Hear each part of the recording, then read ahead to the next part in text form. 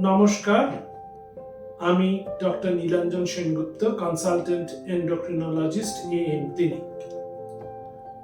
Thyroid awareness মান্থে আমরা থাইরয়েডের নডিউল এবং ক্যান্সার সম্বন্ধে একটু আলোচনা করি। আপনারা ভাবতে পারেন আমরা থাইরয়েড ক্যান্সার নিয়ে কেন বলছি, যেটি একটি ক্যান্সার লোককে ভয় পাইয়ে দেওয়ার মতো ব্যাপার। কিন্তু এটা বুঝতে হবে, thyroid cancer is one of the most curable cancers that are available to us.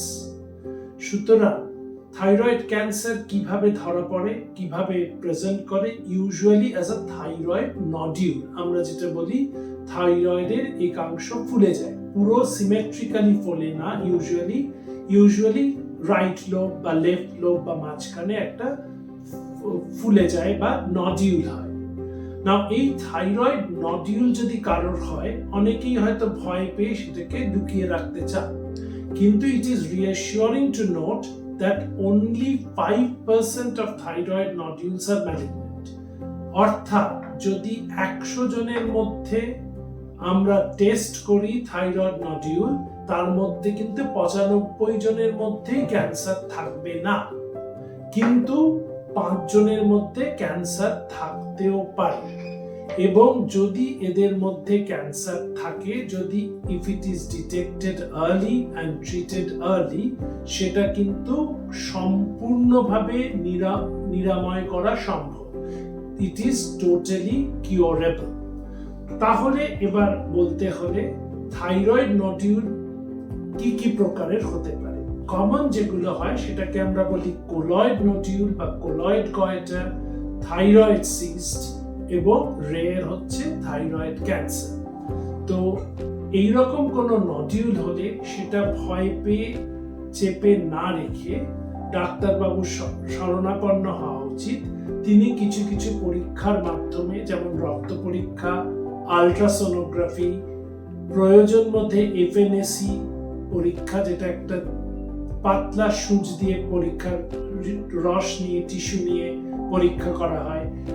এই করে আমরা ডিসাইড করি এটি কোনো সিনিস্টার খারাপ কিছু সিগনিফাই করছে না, এটি এমনি সাধারণ একটা নডিউল। তারপরে তার চিকিৎসা।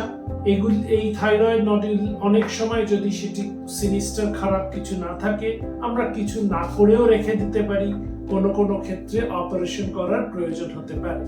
কিন্তু যদি থাইরয়েড ক্যান্সারের সাসপিশন হয়, অধিকাংশ ক্ষেত্রেই চিকিৎসকরা অপারেশন বা সার্জারি সাজেস্ট করে থাকেন, কারণ এই ক্ষেত্রে সার্জারি ইজ কিউরেটিভ। অপারেশন করলে তার সঙ্গে রেডিয়েশন বা রেডিওথেরাপি কোনো ক্ষেত্রে প্রয়োজন হতে পারে, কোনো ক্ষেত্রে কেমোথেরাপি প্রয়োজন হতে পারে, কোনো ক্ষেত্রে শুধু অপারেশনই যথেষ্ট, but that can cure a thyroid cancer.